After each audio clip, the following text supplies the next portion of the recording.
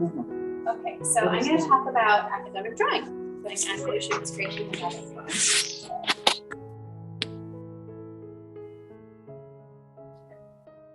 Why classical drawing? Purpose of learning academic art skills. We all understand that any painting can, sort of be made or broken by a good drawing. You don't have to do anything with it right now.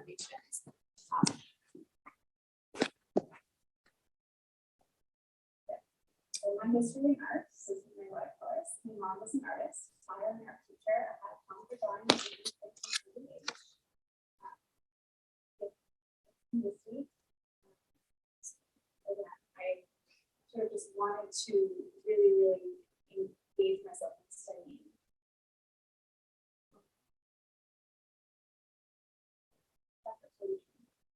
So the great art masters in history that we all love studied in apprenticeships with master painters of their day. In the mid-19th century France, Charles Barbe developed the drawing method, and this is used in the modern ateliers to begin a form of classical art training.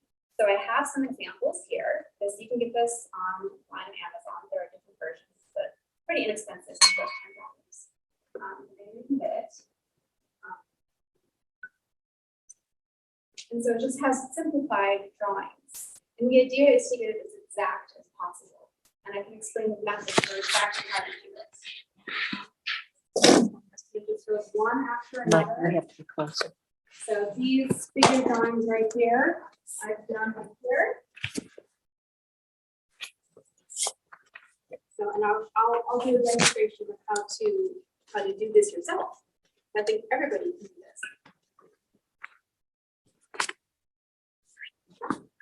So ateliers, which are now all over the world. We have one in Boston. There's the art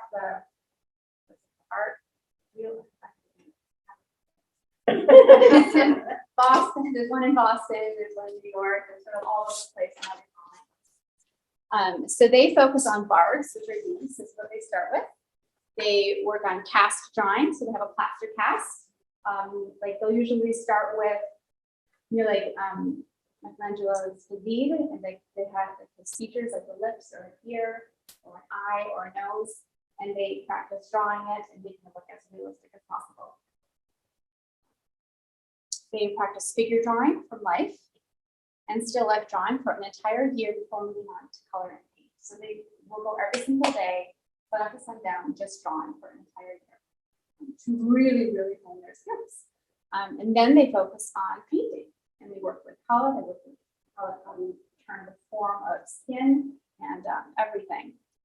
So ateliers are usually 2 to 4 years of consistent schooling. Online ateliers, which is what I'm working with right now, I'm just in the beginning parts of drawing. With today's technology, you can start studying like the old masters now from your home. I'll give my favorites at the end of the demo. So just the examples of amazing artworks. We have Sargent and Bouguereau and Jules Lefebvre. So learning how to draw. So there are 4 main ways that I've sort of gathered are ways to draw. So I think one that I use actually a lot, especially when I did children's illustration, was using a light table or transfer paper. That's how I did these house drawings right here. So in a more commercial setting, I will do that. Take a printout of something, put it on a light table. If I want it to be exact, I want it to be really quick and easy, I think that can be perfectly fine to use. Or if you can find that transfer paper, you guys know transfer paper. It's just an easy way to get the image that you want onto a canvas or something else. Norman Rockwell used a projector famously for his painting. If you go to Norman Rockwell Museum, you can see that. Vermeer used a camera obscura to do a lot of paintings. It's widely accepted as exactly. And of course, there's a grid, which is how I teach my students how to draw. That's how I learned when I was younger. To draw a grid on your paper, and that's how you observe what you're seeing and how you replicate the image. Another method is site size method. Are you guys familiar with the site size method for drawing? Okay, so that's how I did this right here. This, I can-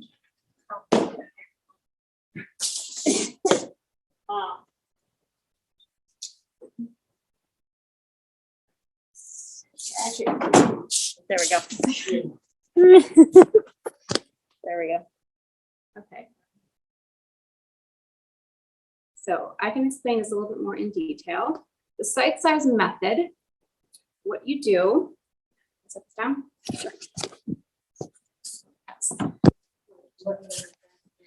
Actually, they're indicating it's better when it's colder because the light is Okay. a little strong. You know, not maybe not as strong as you would like. I'm sorry, what, Ann? It's better when the iPad, the sound source is closer to her. So the site size method right here. It's great for getting exact measurements. So what you do, so like this right here, my painting was set up in easel, just like this. And my still life was right here. And what I could see from my still life was the exact same size as what I was painting.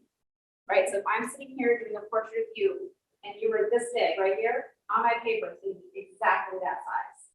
So it's a way of measuring exact measurements. So it looks exactly like what you're drawing. You would use a string like this, lots of straight lines. You'd be measuring, measure your head right there, measure the paper, and then you put mark right there. And it's a way of getting the exact measurements to draw and replicate exactly as you see it. It obviously works much better for like, it works really well in the setting of a portrait or a figure drawing or a still life. But sometimes it can be a little bit hard because you have to see, you're maneuvering yourselves in the landscape. Sometimes they make really, really too small. It's sort of hard to get the right perspective or angle. But it is really, really beneficial and it's something worth exploring. So the other method is called comparative measurement. That's another one. So that's what I'm going to be doing today. It's a little bit more free. It's more of what you would all expect drawing to be, looking at something and drawing it as you see it. It's not going to be the exact same size as what I'm seeing. It's going to be any size, and it's a little bit more free. So if I go and draw a tree in my yard, I can use this method. If I'm going to draw a still life, it can be as far away as I want it to be, and it'll still be pretty exact. So it's a way of drawing portraits, and so that's what I'm going to demonstrate today. Hopefully. So the hold the pencil out? Yes, exactly. Yep. So that was my using as the site size method. So, and then a block in, I did this using a block in, which is what I'm going to show now. So materials to use. Everybody can do this. You can use a drawing board.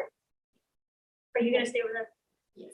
Okay, we're just gonna move the speaker with you because it's hard for them to hear here Oh, sure, of course. for the record.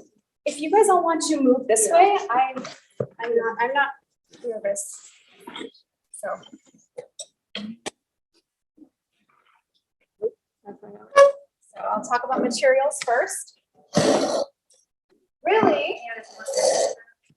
Yeah, you wanna be in charge over here? I mean, we need to hold it so that she. Yeah. That's. Okay. That's hard for me to It see. may be easier to pop it out. please, Can then you- then you just flip the screen, right, and you can see what- rather than having to hold it. No. Hold on. Oh, yeah. Right, now you can point it at her. Oh, This you feels mean close do to it me. I feel backwards? comfortable with. Do it backwards. And I don't want Yeah. to have my thumb in there. There you go. Of course. Okay, is that, hi there. Is it loud enough? It's good. It's good? Okay, great, thank you. Yep. Mark or Walter. Walter, was that you? It's Mark.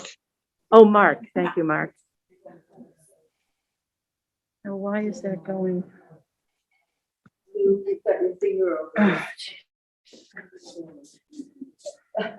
right, we're good. Okay, so first I'm gonna talk about materials, what you all need, because we can all do this, just need a pencil and a piece of paper, essentially. But a couple more things might make it a little bit more easier. So I'm using a specific pencil. I'm using a Staedtler Mars Lumograph pencil in about an HB. I typically don't go much darker than that, actually, to make all of these. I typically start at HB, and then I go all the way up to like 10H. To get those really, really light values if I'm doing certain renderings. But for these, I'm just going to use an HB pencil. I have it sharpened super, super sharp. So I take an X-Acto knife or a blade, and I take the wood off of the graphite, and I expose the graphite. Then I have a sanding block like this, and I'm going to rotate the pencil around like this until I get a super, super sharp point. Kind of annoying, but that's pretty sharp. You're also going to want a gum eraser. This is a really cool eraser that I've just started using. It's called a Mono Zero. They have these at Michael's. This has a little click. It's just an eraser, but it's a way for you to get really, really detailed with how when you want to erase something. I also have some artist tape. This is Strathmore 400 series medium coarse paper. You can get it at Michael's. It's the one that has the brown cover. Okay. Oh, I also have, this is pretty important. You want a something straight, like a measuring device. Something is not right. So I use a knitting needle. I have a couple different ones. This one's really great because it never bends. It's perfect. So this is what I'm going to be using to measure with. And I also like to have a straight edge. It's not a necessity, but it does help because I am still learning this. Okay, so I'm using a figure because it has pretty consistent proportions. So I can kind of have a little bit of a memory going on with what I'm drawing, you know, as I'm studying this. But You moved your finger use over this the one. method with anything. But you can set a plant out and you can use exactly what I'm doing to how to draw that plant, probably, you know, in a very, very authentic, realistic way. So this is just a method for drawing that I think everybody should probably learn. So we're going to be working from general to specific. So we're going to first of all find the biggest shape that we see, which here is kind of like this. So this drawing is called an envelope around what I'm going to be drawing. Like that. So it looks kind of like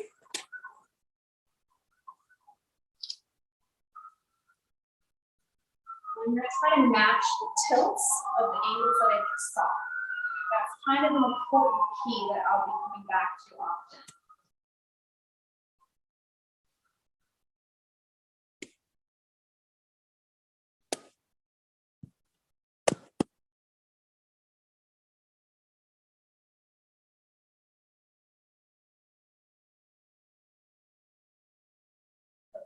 That's kind of my thumbnail, my map for how I'm going to be going about it. This is my very first shape. So that's just a reference. So to start the drawing, the very first step before any walk-in is to find your top and bottom. And it can be anywhere. I'm going to be a little specific just to make this go a little bit quicker. But typically, you just want it to be a little bit bigger than your drawing. You wouldn't want it to be the exact size because then your mind and your eyes are going to try to make it the exact same size, but it's going to be just a little bit different. It's going to trip you up. I've done that. It's really fun. So I am gonna make it a specific size. And typically, I would do it sort of arbitrary. Okay, so just to make it go a little bit quicker today.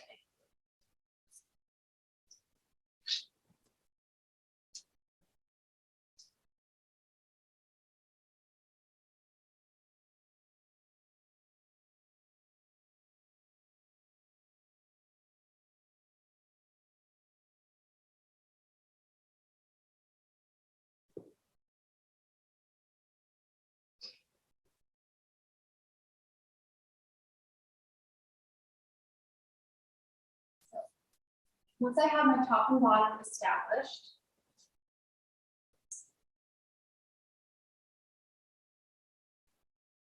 you're then going to find your midpoint.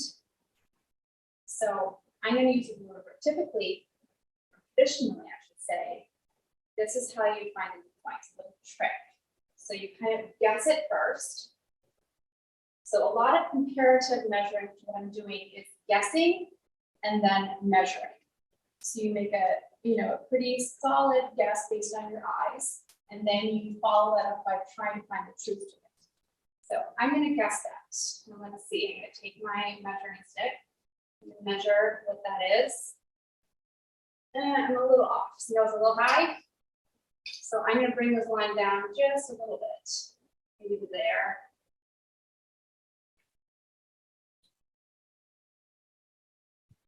And that's about it. So that's my midpoint. Okay.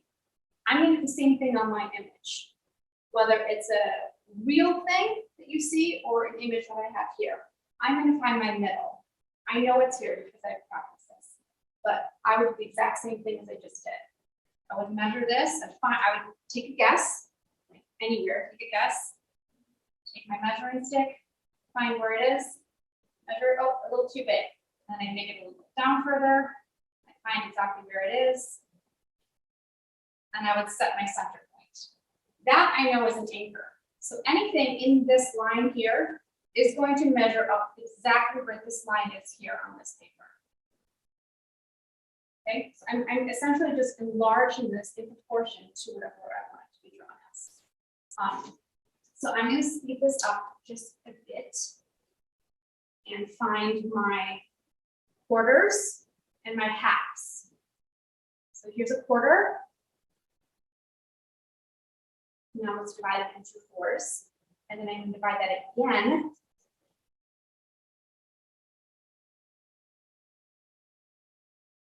Into eighths. Okay, so just a series of exact measurements. And of course, I'm doing the same thing on my image over here. So I'm going to do this, and I already have it done. But like here, right here is my corresponds to right here. This right here corresponds to right here. There is a line here, you can see it. Corresponds to right here.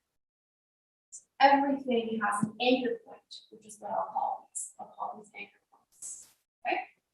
So now what I want to do is I want to replicate this big envelope that I just did here. This is my actual drawing. So let's see. You can't see the drawing. Oh, but, oh, you mean, Oh, they can't see what I'm drawing. No, I mean, on the big guy. I don't think you can.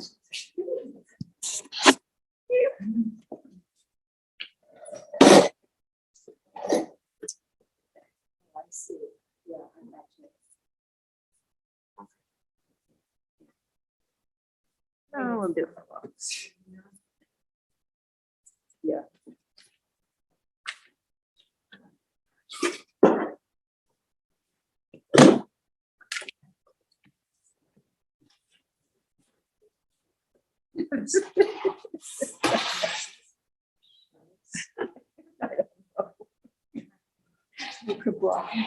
Pretty soon nobody's gonna be able to see anything. Right.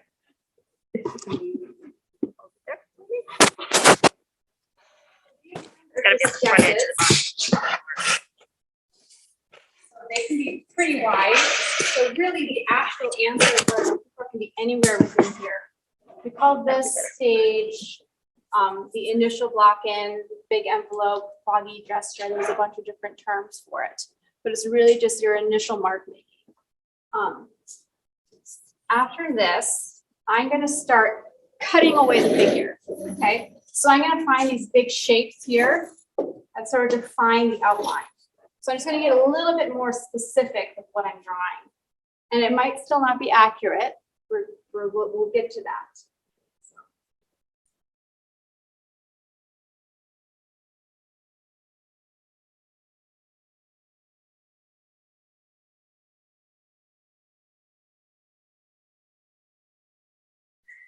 So Beth, that shape that you made originally, that very first shape, that's like, it encloses the entire figure? Yep. It's as simplified as I can possibly make the figure. It is, if I take anything, if I take like a, portrait that's like this and it has a neck and a blouse, the same thing, I'm just gonna find the simplest path of outlining that object. Like right there, that would be it. She calls it the envelope. Yeah, this is an envelope, The envelope. a Okay. big envelope. Okay. So that is the number one step for what I'm doing. Looks like an Egyptian coffin. It does, doesn't it? A little bit of a mummy. Looks like a mummy.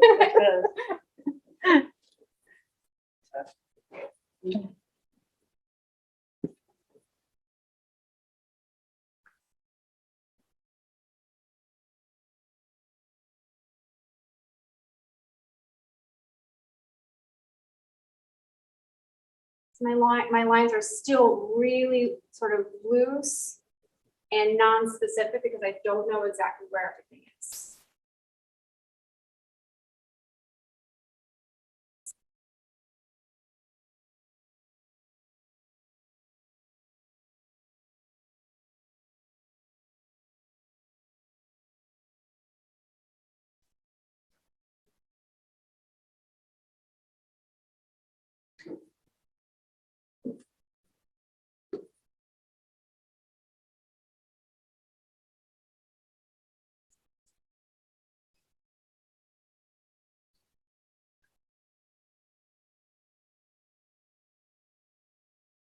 So this is a big tilt right here. Mhm. I'm gonna try to replicate that as best as I can.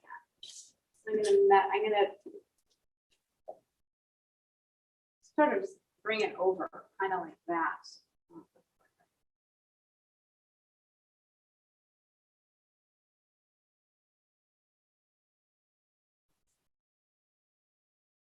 Kind of like that, maybe.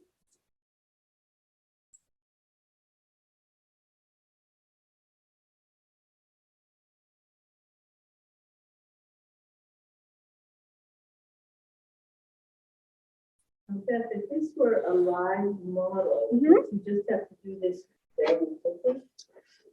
It depends on how the model is set up. At these schools, they'll have poses that are set up for 30 days.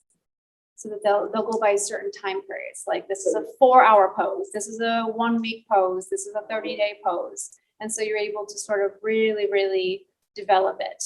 The stage that I'll get this to is called the initial block-in stage. So you would take this and then you would render it fully to make it look more realistic. This is just the block-in to find sort of a map for how I would want to progress with it. I'm going to be finding the big shapes. I'm finding the contours of it. I'm going to get as far as finding the shadow shapes here, and very specific anchor points, like anatomical points. So these students study anatomy as well. I'm just starting.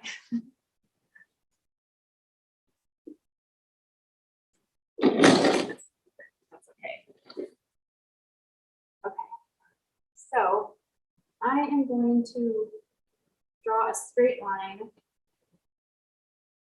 which is not necessary, but it certainly helps me. A plumb line, they call it. And this might move, but we'll just draw it so it gives me something to go off of.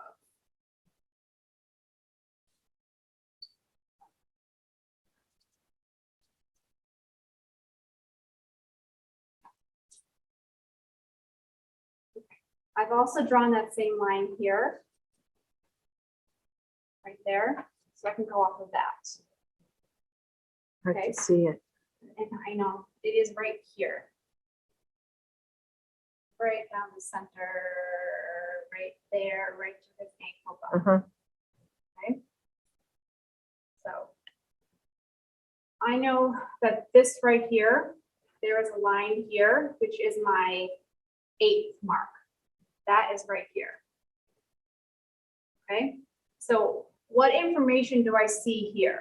I see the top of his neck, right where that lower shadow is. So I'm gonna actually put that information in here because I know that it's exactly right there. That's kind of how this goes. You kind of make guesses and then you find the exact things that actually exist in it. So you kind of, it's kind of a play. You're going back and forth between making guesses and then finding the exact ones. So that mark is there. And if that's there, then my eye is naturally going to follow this as sort of a neck here. And I'm going to match these little tiny tilts. Okay, so this right here, I'm breaking it down into the smallest fragments that I possibly can. And I'm just going to follow it down like a little neck. Yes. Okay.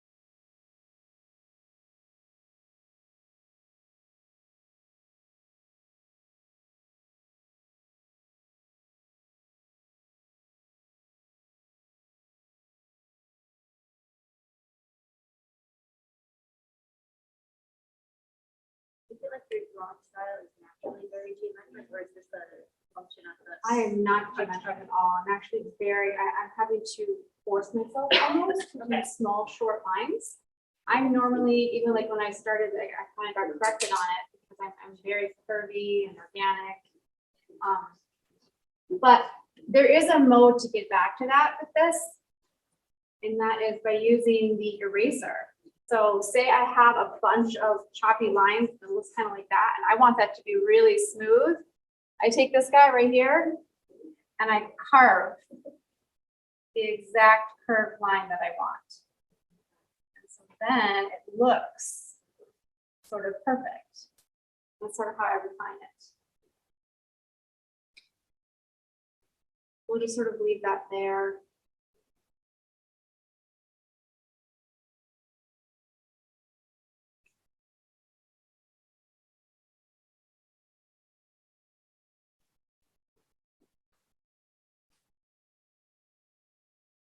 I'm going based off, just once again, these measurements that I already have here. So I know this right here, I already measured this before. This is my fourth. This is my quarter. Perfect quarter measurement, going all the way up the figure. This mark right here on the top of the calf is right here. So I know that this is where this calf hits, right there. I know where this comes out, matches right with that. So that's how I can take this right here and kind of approximate that it's going to be right around here. And I'm matching the tilt of this, and it's like this, as best as I can at least.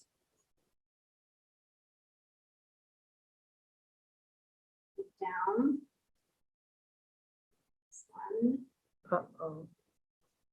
Your battery. Oh, You know what? Go till it dies and leave.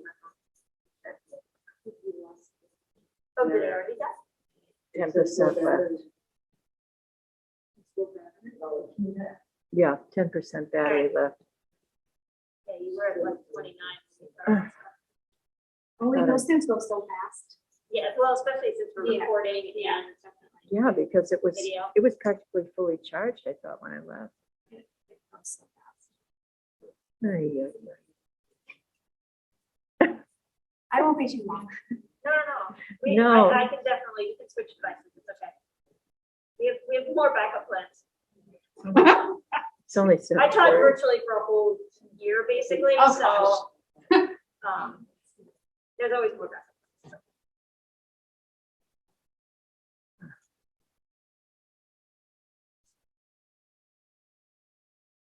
It's fine, when that dies, we switch to my phone.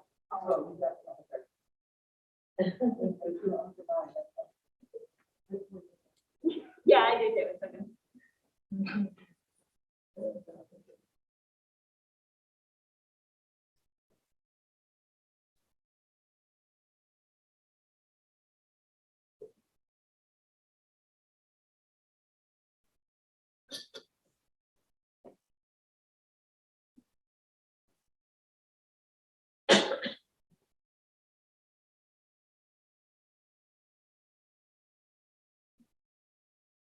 There are all sorts of other tricks that we use as well.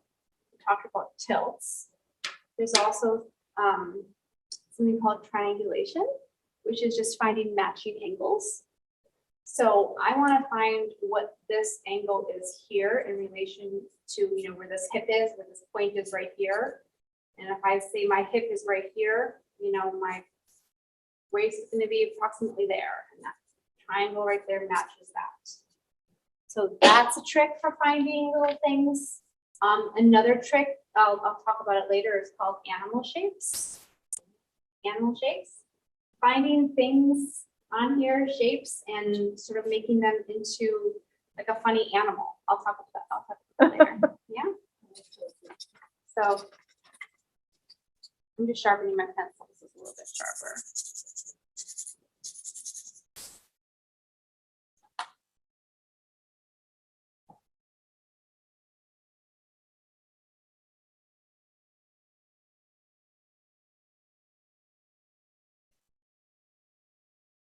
I have this neck over here. I feel like we should all be sitting around in like the big, the big room with all the Yeah. marbles. Oh yeah. Those things are so cool. Because that's where you see people doing this now. Oh. The drawing isn't really showing up because it's so light, unfortunately. It'll get a little bit darker. Yeah, it's the It's the glare, from the glare from the Let light. me try taking that off. Does that see better? That is better. That's better. Okay. Mind that.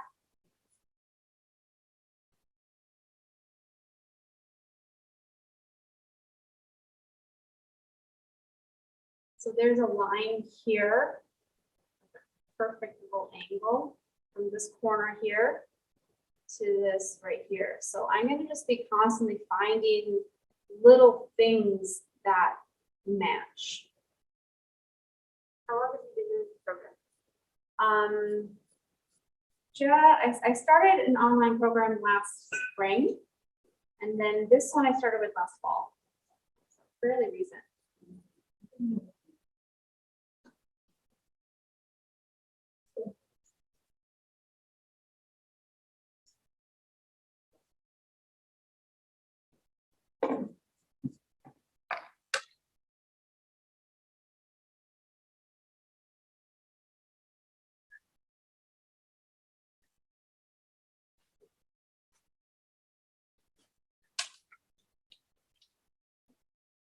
Also want to get the center line in here.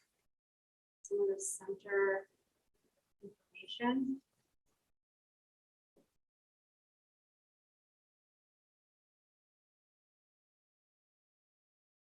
This shadow shape right here measures up perfectly with my border line.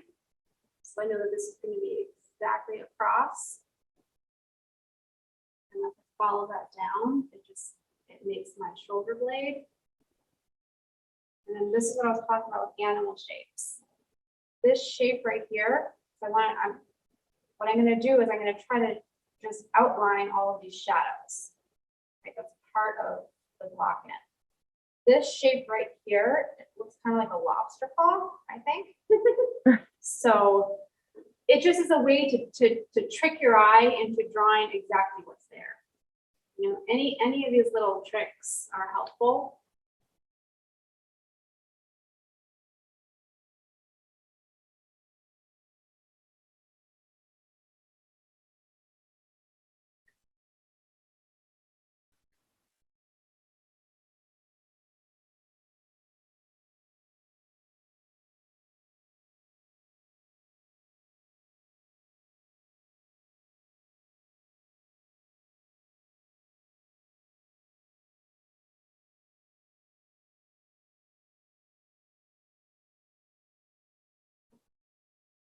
And then I will speed it along, but this is one other trick that we're gonna do. It's finding some vertical lines.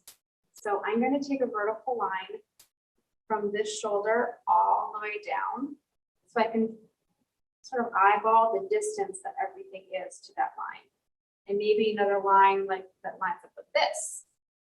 It's just a way to make sure and to ensure that my drawing is accurate. And there's ways of making it exact too. Like I can measure the distance between this hip right here to the center line I did, and I can count how many spaces. I mean, there's a million ways to make it exact. So this one might not be quite exact, but I do have another one that I can draw on.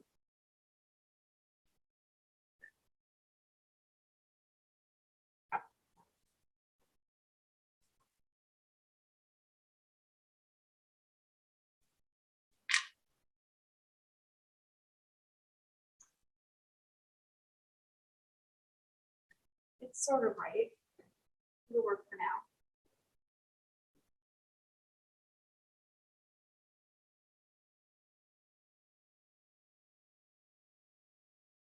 Beth, did you say, you said something about anatomy? Yeah. You're also, touching on that, you're learning that at the same time? Yeah. Yeah. But it's a specific anatomy. So it's not just like scientific anatomy, or I mean, you can do that, but it's more about finding, they call it structural points that you'd want to include in your drawing just to indicate that that exists there. Like one such spot would be like the pit of the neck. You always want to indicate that on your portrait. If you're doing a face, you want to indicate the cheekbone. You want to indicate this little bit right here. It can be just a mark, just a tiny hint of a shadow, but it's going to give it form, and it's obviously anatomy because there's a bone there. And you want to know that, right? You want to know where your eye socket is and where your brow is and how that meets. But I mean, we're not just going to replicate a picture, because that, that's a photograph and that's hyperrealism. We want it to be, our edited artistic expression of what we're drawing. The same thing goes with a figure. There are certain structural anatomical points. I'm still learning all of them. I know some of them are like the pelvic, like the hip bones here, the pelvic system. We have your shoulder bones, the scapula, ankle bones. It goes the whole thing is connected. Yeah. So from here, I'm just going to go and I'm going to refine it. And what I did is I actually went ahead and I brought this to the next stage so I can get the demo going a little bit quicker. So these take a bit of time, but I'll explain how I do it. So I sort of go along, I refine the lines that I've done. I take an eraser, I erase any excessive lines that don't need to be there. Sort of hone it in, that, and I'm constantly going to be measuring distances and just little spaces of things and making sure things. Oh, here is an important thing that I didn't touch on before. It's something called the height to width ratio, making sure that it's the right width. Because right now we basically just have a height to go off of our two lines here. There is a way to do it. It's a little tricky. I'll touch on it quickly. But basically we're gonna go off of our, whatever we're looking at here, I'm looking at this. I'm gonna find a wide point. It doesn't have to be the widest point, just easily accessible wide point. I'm gonna use the waist. My waist is this big. If I take the same measurement, it's right here, and I'm gonna bring my bottom thumb down to the halfway point right here, because I know that that's a measurement here. That goes up to about right here on the back. It's hard to see, but it's about right there. So I know that this measurement, which is it right above the 8th? I feel like it's right above.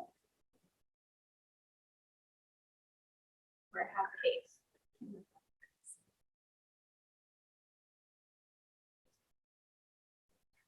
So if I find this exact same spot here, I'm going to kind of work backwards. So I'm kind of guessing it's here. I'm usually a little more specific.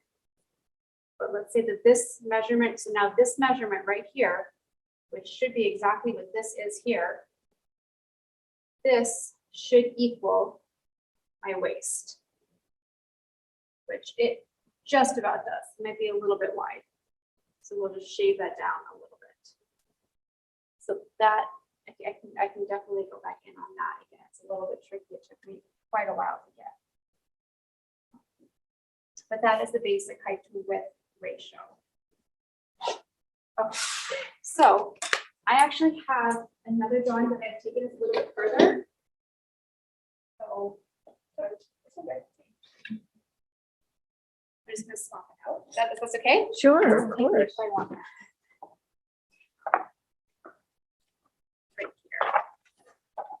So this one I've refined.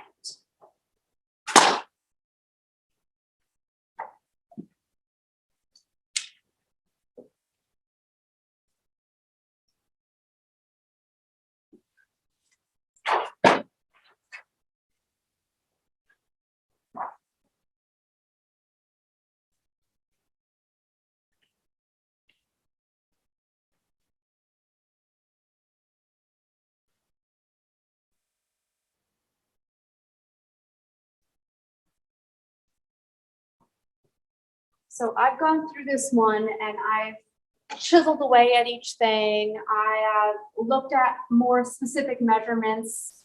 You know, I found more relationships. I put in information like this shoulder blade right here, this shoulder blade right here, the elbow, put in some ankle bone information, knee, and it still could be off a little bit, but I mean, it's pretty much kind of where I want it.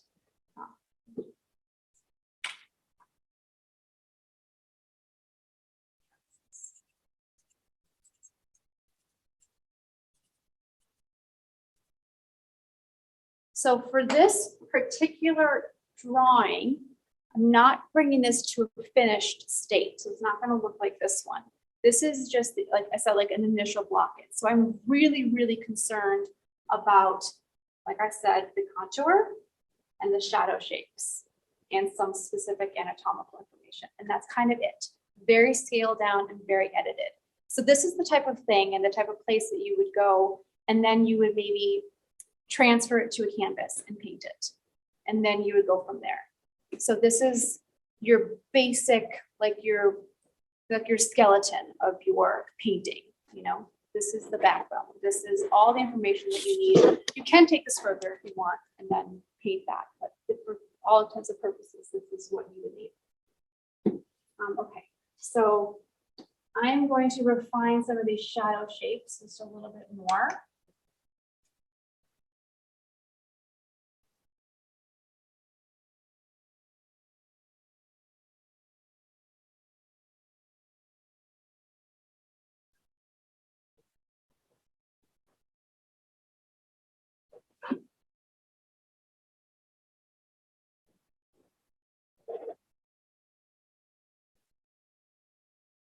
here's that lobster claw. Remember I said that before? It's right here.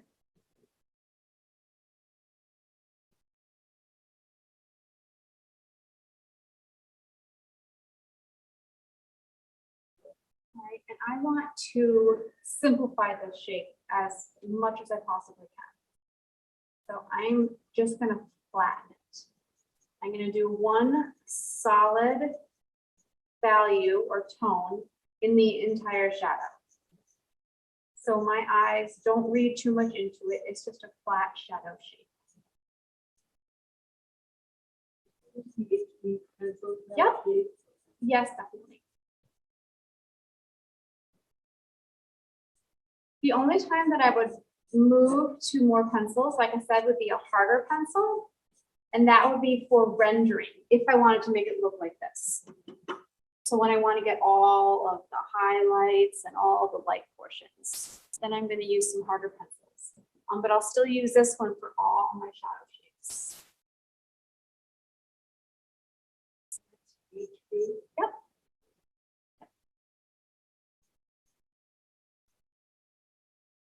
I go through them quite a bit. I have about 1 million of them. They're all HB pencils. I break the lead all the time.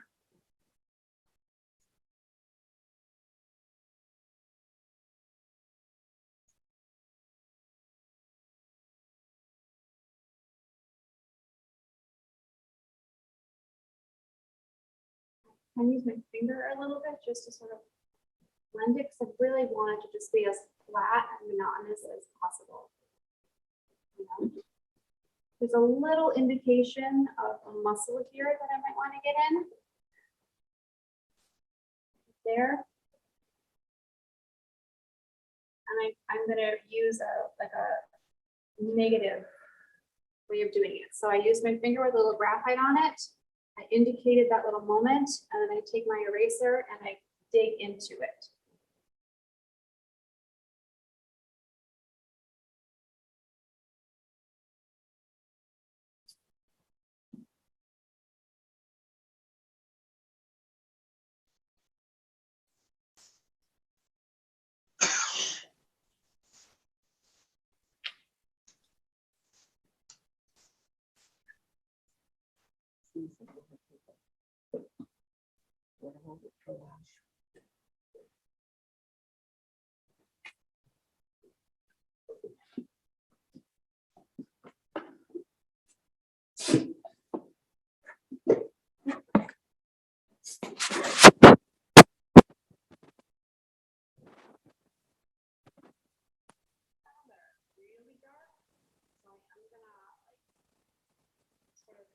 This a little bit.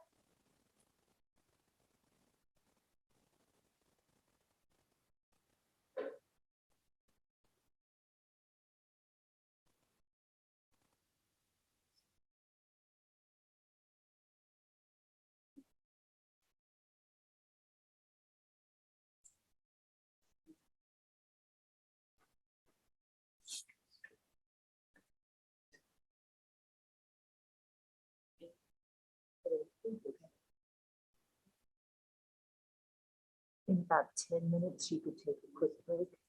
Okay, I actually probably be done pretty soon. Oh, okay. Okay, All about that. here you go.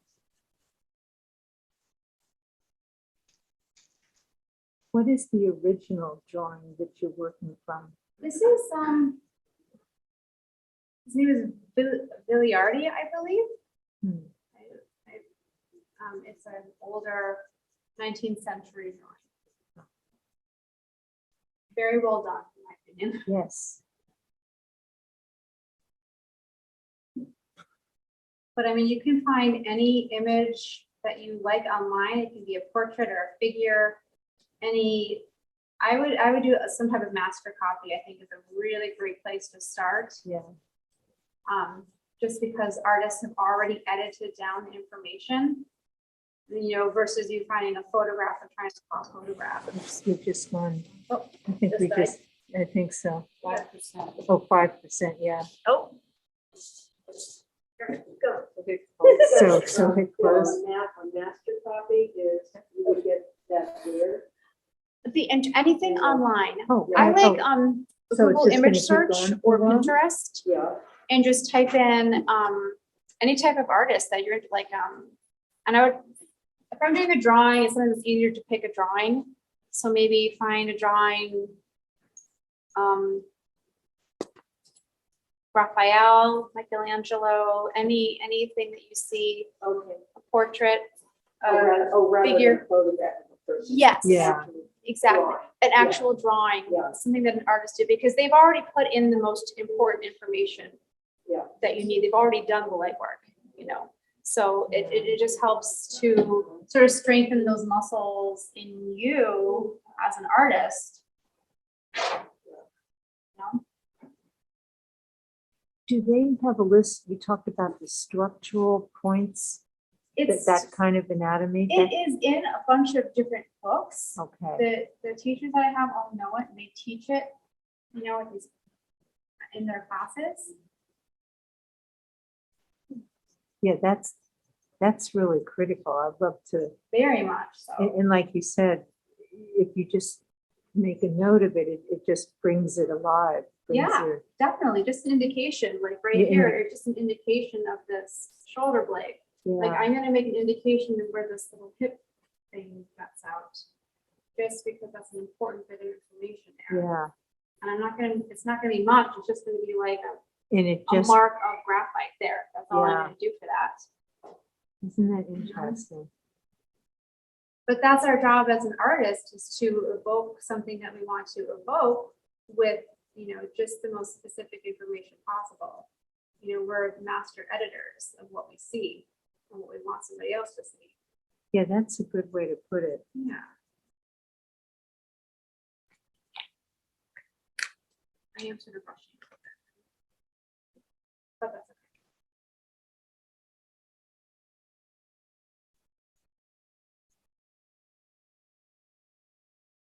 Yeah, it's a different way of viewing the subject, that you're a master editor.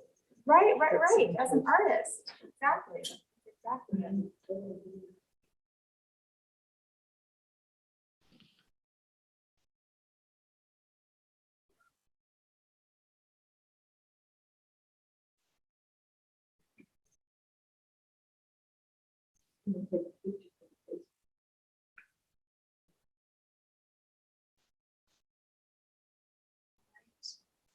So I have one that I've completely finished. Oh, good, So I good. can show you that.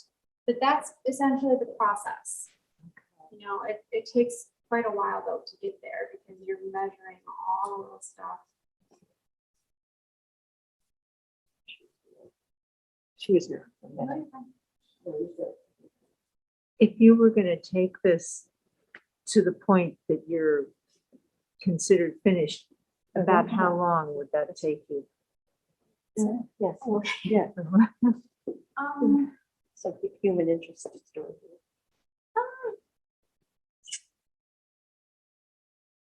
I don't know, maybe probably about like 3 to 6 hours, maybe 3 to 5 Yeah, hours. I was gonna guess Yeah. about that too, yeah. Yeah. Okay. Yeah, 'cause I mean, it's kind of like a puzzle. Yeah, Honestly, what you're doing, it's like a puzzle here. So this is one that is about as finished as I would get. I mean, you can obviously go further than this, but there, it's about what it looks like. okay. Okay, The master editor. that's it. So I have edited it down to the most basic things that I would want. Shadow shapes, anatomical points, Yeah, your basic contours of what the shape of the figure is. Indicated, you know, some little hair swirls. yeah. You know, I have the neckline, I have the waist, I have where it tilts, all that information. I see why you use the H pencils and not going into the, Yeah. because but you still go further. Yep. And there's a light. Yep, That's nice. Yep. Yeah. You can really sense the light on the figure. Yeah. yes, so that's a whole nother lesson is, Right. Because what they are essentially trying to do is create form, of course. Yeah. So a massive part of their studies are learning how light goes over an object and creates illusion of form. So they're studying a lot about where the light is directed and how this is the cast shadow versus reflective light. And they go into all the science of it. It's pretty technical. Interesting. So for that drawing, the light would be coming like from over I here, think it's coming from like here. oh, from that. Yeah. Oh, okay. So you can see this is where this is all cast, most of it. There's some light still hitting them right in there. Yeah. But this, see this exactly where I have it. That's my, I think at least that's about as cast shadow as I can find. So cast shadow is just any place where the light does not get to. And not a whole lot of reflected light back up because it looks like it's wood. I know. I think, yeah, I don't quite know what kind of setting this was in. Like, Yeah. Very interesting. oh, just a fall. It's just a, yeah. Very, very nice drawing. Yeah, I yeah. do apologize using a figure, but it does, give a big measure of things. Very nice to see. Very, very nice. Because I really didn't understand why you didn't go into the darker pencils. But Yeah, I can see why. It's sort of mind-boggling to me too. And I mean, I'm sure some schools do, just the ones that I'm learning from now, they aren't. So, and I see why. I mean, it does give you a nice light effect. So, Yeah. You wouldn't be able to see on the buttocks. yeah. Right in there, you wouldn't be able to see this amazing gray. Mhm. You need that black line. Yeah, those are the contour lines. Yes. So you need those absolutely. because that's an Right, important. That's a right. good point, Chris. Yeah, yeah. Very much so. And, so many would go in very dark there. The buttock line, the contour line would be lost. Yeah. Yeah, Exactly, yeah. exactly, right. So you kind of edited the editor. So I simplified it. You I simplified. simplified it. Yeah. Yeah, That's sort of the approach, how at the time I'm learning and how I would, if you're gonna sit and draw, a flower in your home, I would say to use the same approach. Find the big envelope, find your measurements of your top and your bottom and your halfway point, do some comparative measurements, find some tilts, match your tilts, and then find your shadows, really. right, Find your shadows. right. And then you work on to painting light, forming, turning the form and all that stuff, and it's really complicated, but this is the start. Mhm. Any good drawing, any good realistic drawing.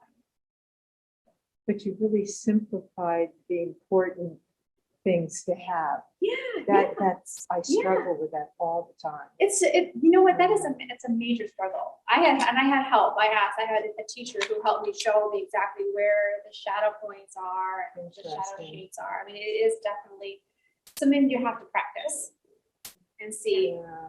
But I mean, that's what I said, look at other drawings, other artists who've already done this Yeah. and see how they did it. And you can just learn from them. I think it's the fastest way to learn, really. So there are a lot of really good books online too, Anatomy for Artists, like those kind of books. Like I ordered a ton on Amazon. You just sort of like go through them, or even just old drawings. Silver. You use silver? Yeah. They're Yes, great. yes, I have some. I was gonna bring my. Yeah, or just any drawings from the past, anything. Is there a book on what you talked about, the fundamental? So What do you call them, the structural? the framework, right? Yeah, like you said, like you have to touch the. Oh, yeah, structural points. Anatomical points? Yeah. I don't know if I've seen that in a book. I can see that in the teachers in the classes that they do. Probably it's so funny. So I take in two classes that I love and we figure it out. This is process, and I'm amazing. important for class. Mhm. And they both do the exact That's same weird. thing. Mhm. And Oh my so goodness. in portraiture, the things that you want to know, the center line of the mouth.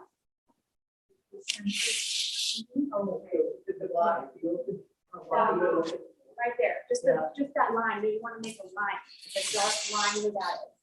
You want to make, not really even the nostrils or like the shape of the nose. You want to indicate the shadow under the wings. For the eye, you want the here point right here. You want a couple of other points, like I've done eye work here. And you want to indicate the shadow with a route.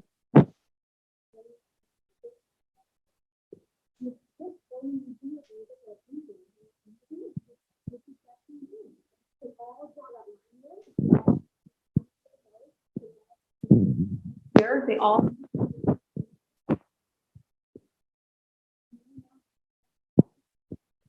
I think that's in the same way. Like I said, there is a way to learn how to draw and how to paint. It is done. It's been done for centuries. So why not study it? The knowledge is out there, and if you want to better yourself and improve your own artistry, if you want to be portraits, you not go back and see how they did it and learn. Passion to buy it. So, but anyway, these are really helpful books. These are really at Eric.